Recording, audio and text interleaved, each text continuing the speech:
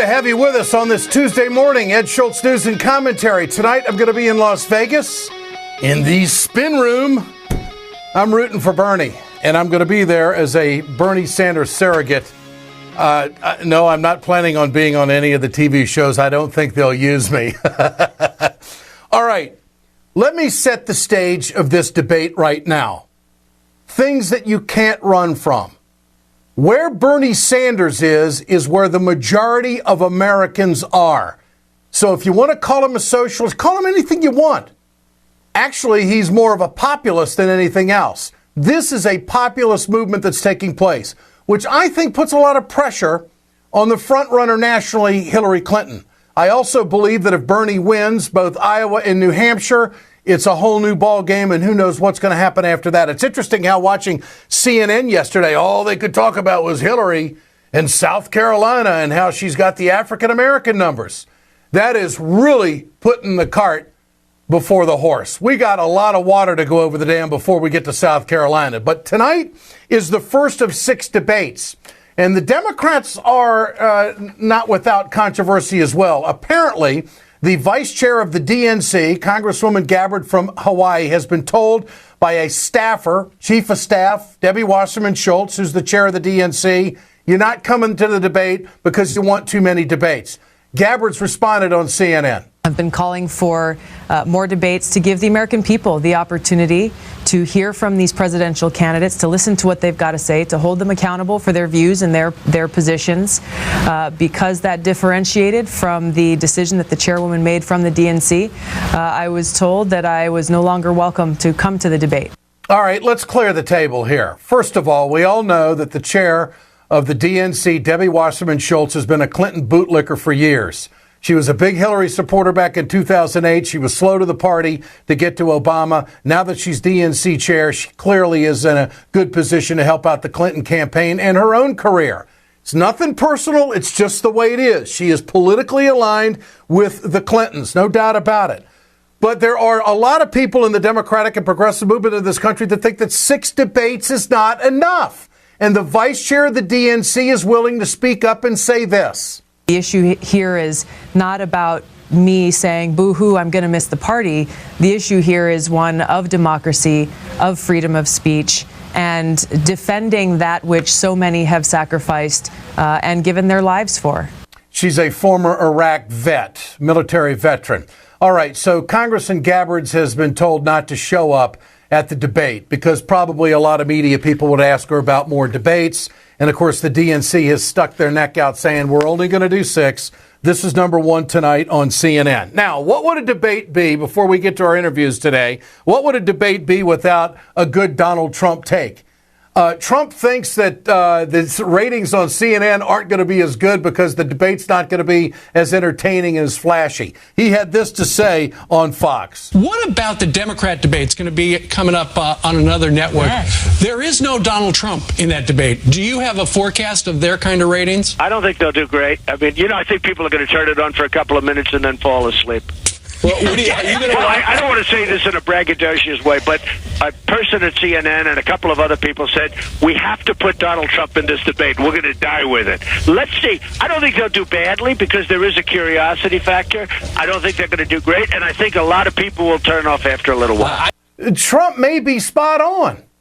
He may be spot on because the Democrats are about substance. They're not about a dog and pony show, a jabbing at one another. And at the conference that was taking place in Manchester, the No Labels Conference. Now, last week when I sat down with Bernie Sanders, he told me he was boring. He underscored that again yesterday in New Hampshire. Let's treat each other civilly. Let's treat each other respectfully. And let's not try to demonize people who may have disagreements with us. So that means that the debate ratings probably won't be very good. But you know what? He's going to talk about health care, universal health care, going to talk about college tuition for every young person in this country, going to talk about tax fairness, trade, you name it, across the board. The fact of the matter is that Bernie Sanders is a populist. If you look at where he is with the issues, and the majority of Americans poll strongly with him on Medicare, Medicaid, and Social Security. But Trump was asked about how's Hillary going to do, and he threw this in. Well, I think she's nervous about her whole future. I think she's got a lot of problems, beyond the debate. I think she's got a lot of problems. I think that she will, probably do fine. She hasn't been a great debater, I guess, in past, but I think she just has to hold. I can't imagine Bernie Sanders will beat her. I can't imagine she's going to be allowed to run based on the email scandal, but she probably will because the Democrats are going to take care of her. Oh, I can imagine Bernie Sanders having a very good night in Las Vegas on this debate stage. Mr. Consistency, he knows who he is, he knows what he stands for, and he can speak with conviction, and he doesn't have to backtrack from anything. So really, it's going to come down to the questions, it's going to come down to the issues that are addressed, and it's also going to come down to, I think, how aggressive and professional Bernie Sanders wants to be when it comes to going after, and that's the term we use in the media, going after Hillary Clinton, the front runner, showing where she is vulnerable and maybe not trustworthy based on her flip-flopping on positions. It's political expediency for Hillary all of a sudden to come out against Keystone, and the same for the Trans-Pacific Partnership. And I certainly think it's going to be more than interesting tonight when those subjects, if they come up.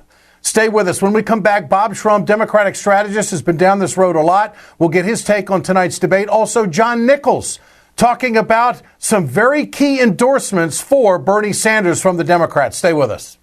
Hey, folks, you've heard me talk about BioGreen Clean. I'm going to show you right now on my airplane just how tough this is. I want you to keep in mind, chemical-free, 100% plant-derived, biodegradable. It is the safest cleaner that you can get, and it's the most effective. Go to our website, wegothead.com, or go to biogreenclean.com. www.biogreenclean and order today.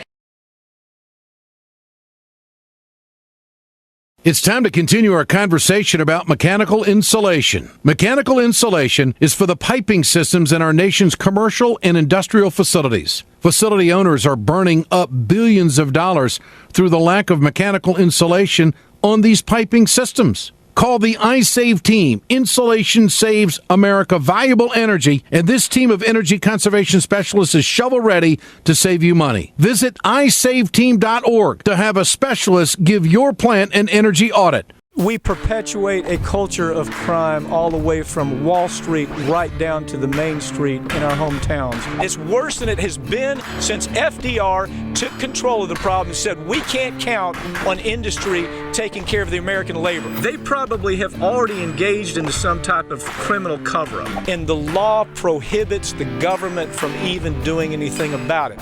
Catch America's lawyer Mike Papantonio on YouTube at youtube.com/GoLeftTV. Back on Ed Schultz News and Commentary. This is brought to you by Communication Workers of America, Alliance for American Manufacturing, BioGreen Clean, and the iSave team. You get it at wegothead.com, rawstory.com, and ringoffireradio.com. It's where you find all of my work. All right, and tonight I'm going to be working in Las Vegas. I'll be in the spin room for Bernie Sanders. This is going to be more than interesting. Watching some of the media coverage coming up to this debate tonight, a lot has been made about how Hillary Clinton is distancing herself from President Obama. I don't view it that way at all. Hillary Clinton is siding with her party, and I'll give you two examples. The majority of Democrats in the House and the Senate are against the Keystone XL pipeline, which she has moved on. The majority of Democrats in the House and the Senate are against the Trans-Pacific Partnership, which she has moved on. And when it comes to reeling in the banks on Wall Street, this is really something that she is going to have to address tonight in a big way if it comes up. We don't know exactly what the subject matter is going to be in these debates, and that's why I think we ought to have more than 6, but this is the first one tonight. But I don't think she's distancing herself from Obama. I think that she's aligning herself with popular positions with the Democrats.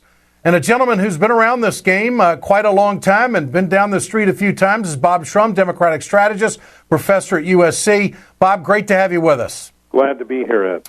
Your take going into tonight's debate, who has the most to gain, who has the most to lose, if we can frame it that way? I think everybody has something to gain and something to lose.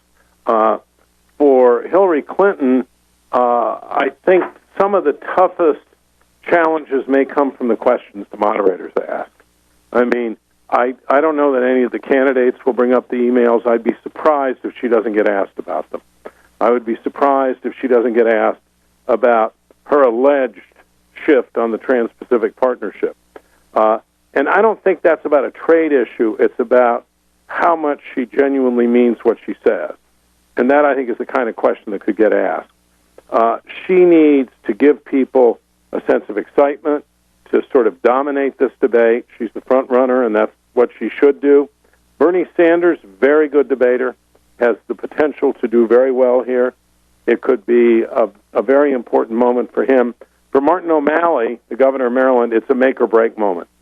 He has to establish himself in this debate to find his Fiorina, his inner Carly Fiorina, and actually emerge into this race, or I think gradually he'll just fade away. A lot of people are going to watch this, Ed, because nobody knows what's going to happen. Well, it's not going to have the theater, I don't think, that the Republican debate has, all the barbs and all the showmanship that has taken place. I think there's going to be some real serious subject matter, and I think a lot of it, Bob, might have to do with our current news cycle right now. A lot of things unfolding in Syria, which the American people are starting to pay more attention to, and our security around the world, which the president addressed on Sunday night on a 60 Minutes interview, says we're safer now than we've ever been. So you never know. It depends upon how the questions come up. I want to go back to your comment just a moment ago. Do we believe what Hillary Clinton says about being against the Trans-Pacific Partnership? Because I interviewed Marcy Kaptur, whose district is going to be drastically and already has been drastically hurt by these lousy trade agreements in Ohio. She felt that Hillary left some room, some wiggle room, that wasn't unequivocal the way other candidates, especially Bernie Sanders, has been on the TPP. Could that really be a problem for Clinton tonight? I think it could be a problem long term, especially if she goes back and suddenly is for this at some point, although I wouldn't anticipate that would happen now during the primaries. I think the bigger problem for her is the one I alluded to a moment ago, which is she going to get a question which says, here's what you used to say about the Trans-Pacific Partnership, here's what you say now. Yeah. Here's what you used to say about some other issue, here's what you say now. Why should voters believe you? I wouldn't be surprised if that question gets asked. Well, it may not be fair, but I think it's going to be asked. Bernie Sanders on Meet the Press on Sunday had this to say about his positions on those two issues we're talking about, TPP and Keystone. Why should that matter to a voter that you've held this position for much longer, say, on TPP, Good question. than Secretary Clinton? Yeah, okay. I'll tell you why it should matter. And let me be very clear. I mean, I happen to respect and like Hillary Clinton, so I don't get into personal attacks. You know that. But are there differences of opinion that should be discussed? Of course there are. That's what an election is about. I believe that our trade policies going way back when. I voted against NAFTA, CAFTA, PNTR with China. I think they have been a disaster for the American worker, allowed corporations to shut down here, move abroad. So people will have to contrast my consistency and my willingness to stand up to Wall Street corporations, big corporations, with the Secretary. For a lot of people that don't know Bernie Sanders, I think that's right in his wheelhouse, and I think that plays with a lot of middle-class Americans. What do you think, Bob? Oh, I think he'll say something like that. I think it does play, certainly to progressive elements within the party. I think what Hillary Clinton has to be, when she gets asked this question, either by the moderator or gets challenged by another candidate, she has to be convincing. She has to come across as authentic. She should not be underestimated here. Yeah, no. If you remember her at the end of the 2008 campaign, she was very effective. That's the candidate who needs to show up tomorrow night. Well, is it effective to be late on TPP? Is it effective to be late on Keystone? I mean, that's. Let me put in a word of defense for her here. Okay, sure. She was Secretary of State. She was in charge of reviewing the Keystone process. She was Secretary of State. The administration was negotiating an as yet unfinished trade agreement. She could not possibly take a position against either without resigning as Secretary of State, which I don't think would have been good for the country, don't think would have been good for her, and don't think she should have been expected to do. I think she made a mistake early on in her campaign, in this campaign, the beginning of the campaign, when she didn't just take a position on Keystone and take a position on the Trans-Pacific Partnership. There's no reason why she couldn't have done that in May. But to think she could have done it from the very beginning when she was in office in the Obama administration, I think is not fair. There's a lot of folks out there, Bob, that think that she had to remove these two issues before the debate because it would have obviously because the majority of people in her party are against these two issues. Ed, I think she made the decision that she had to do exactly that. Okay. That being said, I remember in 2008, or it might have been 2007, when the question about immigration came up, and Hillary didn't have an answer that was strong enough, and she was strongly criticized for it. It was kind of a downward spiral after that, about a driver's license in New York. I'm sure you remember that. I do. Tim Russert asked that question. It was a moment when, very rare for her, when she seemed like a deer caught in the headlights. It was a bad moment. She ultimately got to the right place. But in that debate that night, she did very poorly on that question. So she can't afford to have that with the way Sanders is raising money, the way he's got over 1 million people donating. Even Axelrod commented last week about how astounded he was at the progress that Bernie Sanders has made and the crowds he's getting, which both are ahead in pace of Obama in his campaigns. So if the pressure's got to be on Hillary that a moment like that doesn't come up again. Would you agree? Yeah. Listen, I'd say two things. First of all, Bernie Sanders' performance so far has been extraordinary. No one predicted, and if they say they did at the time he announced how he was going to do today, I would doubt very seriously that they're telling the truth. I mean, he's outperformed everybody's expectations. That makes the debate very important for him tomorrow because it'll be a wider audience that will see him for the first time. I mean, the people who don't watch Meet the Press, people who don't go to political rallies, don't watch cable TV, all of that. So it'll be an important moment for him. It'll also be an important moment for her because she's the presumed front runner. She is leading in the polls, sometimes by a bigger or a lesser margin, but she really has to command that stage. Now, there's one other thing. You and I keep talking about Sanders and Clinton. You've got not only Martin O'Malley, who has to try to make his mark. Jim Webb. You've got Lincoln Chafee, the former governor of Rhode Island, and Jim Webb, the former senator from Virginia, who are both quixotic, capable, I think, of some pretty unpredictable responses or answers in the debate. They're going to be there. Mm-hmm. And I think some of Hillary's partisans thought it would serve her better to have more people in the debate.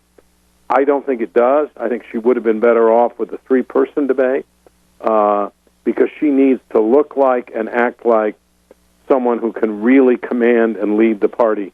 And it's going to be a little tougher when there are 5 people on that stage. I agree with you. It is going to be tougher with 5 people. 2 of them I don't even think should be there, but that's just my opinion. I mean, I don't think that they warrant being there. They're hardly showing up in any poll anywhere.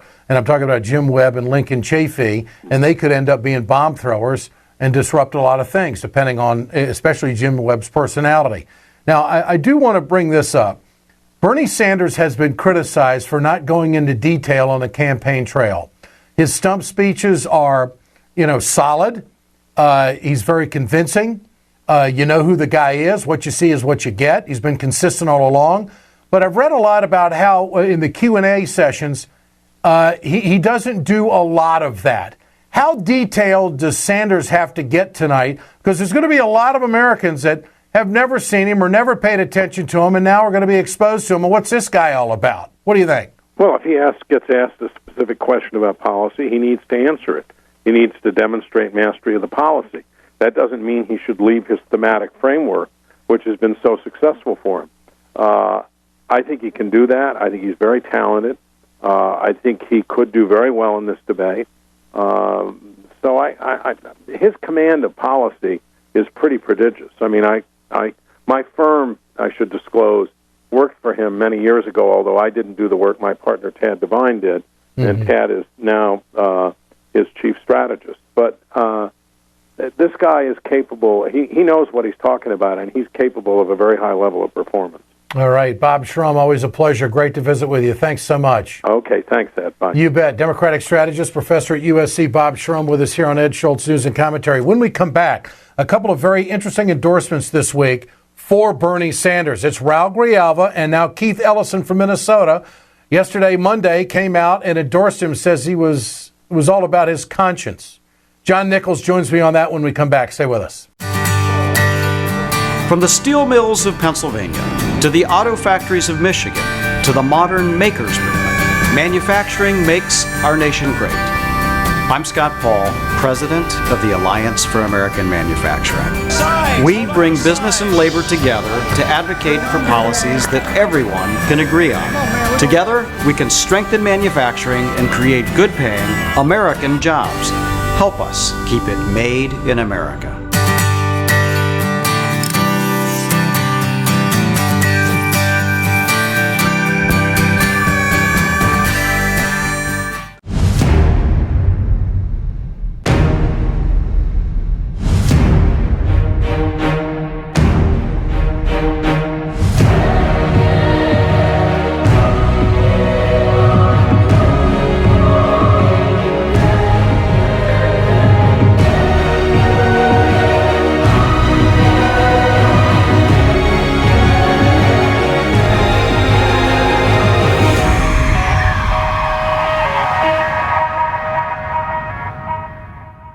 The Ed Schultz Internet broadcast is brought to you by the Ring of Fire radio show. Listen to the Ring of Fire weekends on radio stations across the country. Get more information and the news of the day at ringoffireradio.com. In Las Vegas tonight, I'm doing the spin room for Bernie Sanders.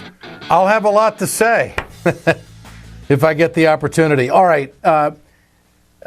There's a lot of elected officials in Washington who want to be on the right side of history, who want to be able to be in a position to do the best job they can possibly do for their constituents. And the way our political system works in Washington, whether you like it or not, favors are important.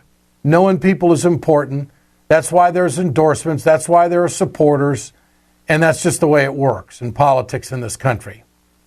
A lot of elected officials have come out supporting Hillary Clinton. They've known her for a long time. They've known the Clintons for a long time, for whatever reason. But a few have held their powder dry. And the two co-chairs of the Progressive Caucus in the Democratic wing of the party, both Raul Grijalva and also Keith Ellison, have stepped out and supported Bernie Sanders. And Ellison says it was his conscience. I wanted to hear more from John Nichols, Washington correspondent of The Nation. John, good to have you with us. It's always good to be with you, Ed. The point I'm making is that the Clintons keep a list of who likes them and who doesn't, who supports them and who doesn't. In fact, there's been a lot of talk about Hillary Clinton's political hit list. I mean, they got a mind like an elephant. They just don't forget, and they very seldom forgive. At least that's the back chatter politically. Is it risky business to come out and support Bernie Sanders? That's a really good question, Ed. I think that to some extent it depends on the sort of politician you want to be. And look, the truth of the matter is that I think that most prominent political players with a lot of history in politics remember who backs them and who doesn't. I don't think that's just the Clintons. That's right. I think that's pretty common in politics.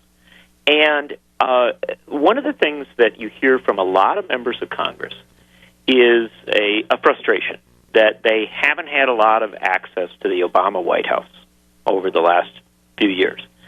And so I do think that there are members of Congress who, when they're making their endorsements, they think, am I going to have some access? Am I going to be able to talk to the president, have connections there, and maybe genuinely deliver on policy and for my constituents? And I have to say that I've seen Hillary in action when she was a United States Senator. She interacts very well. She does connect with her colleagues. She still has a lot of friends on the Hill. I think it's one of her strengths.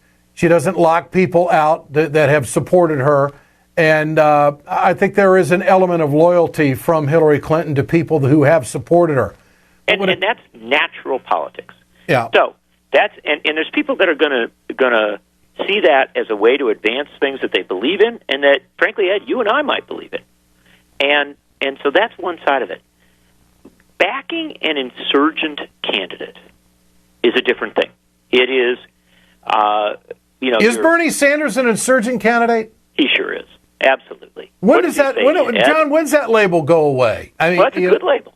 Look, this year, do you want to be the insider or the insurgent? What do you want to be? Okay, I guess I was looking for definition of the word insurgent. There you go. Yeah, I got you. Okay. And that's all I would say. Yeah, I know some people use it as a dismissive term. I sure don't. Yeah. I think it's the person who is saying, as Sanders does, I want a political revolution. Well, he's already moved Hillary on two big issues, Keystone and TPP. And I'm not convinced that she would have moved had he not been in the race. And now he's leading. I think, yeah. Not nationally, though. He's leading. He's leading in the first two, the first caucus state, the first primary state. Yeah, well, at least he's in the right up there in Iowa and clearly ahead in New Hampshire, and also, frankly, getting decent poll numbers all over the place for a guy who's frankly still unknown by a lot of Americans. And so, what I think that Ellison and Grijalva have done, in my view, and I've talked to both of them about this process they were going through. What they were thinking about. I think they've endorsed that idea that you just referenced, Ed, and that is that they like this notion of moving Hillary Clinton and the Democratic Party. They also like Bernie Sanders because he was one of them. He was the founder of the Progressive Caucus. And so I think this is a different kind of politics. I think they are betting on the possibility that no matter what happens in 2016, that what Bernie Sanders is doing is he's changing the politics. He's changing the center of gravity. No one in the Senate has endorsed Bernie. No. Does that matter? No. Ed, if it mattered all that much, if it was the be all and end all, then how would Sanders be getting all these crowds? Yeah. I mean.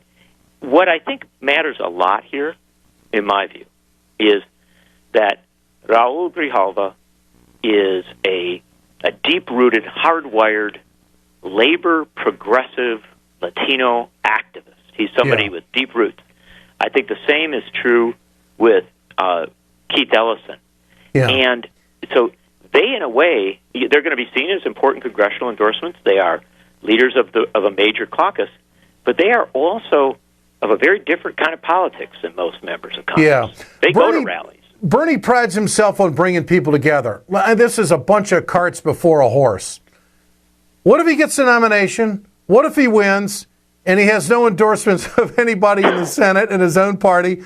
We have a clean gene going into the White House and beyond. He goes in, he doesn't know anybody anything. Well, he could turn to anybody in his own party and say, you know what? Where were you when I needed you? I did it on my own. I did it with this movement. Well, who knows? Know what, that's not actually what Bernie Sanders would say. And you know that, Ed. You know him. No, he's a warrior. He brings people together. No doubt. That's right. He would get in there. And this is the interesting thing. I can tell you this. If Bernie Sanders were to get the nomination and were to get elected president, there wouldn't be any Republicans that endorsed him, right? Yeah. And yet, I will guarantee you that Bernie Sanders would be calling in some of the most conservative Republicans in Congress and saying, remember when we worked together against that trade deal?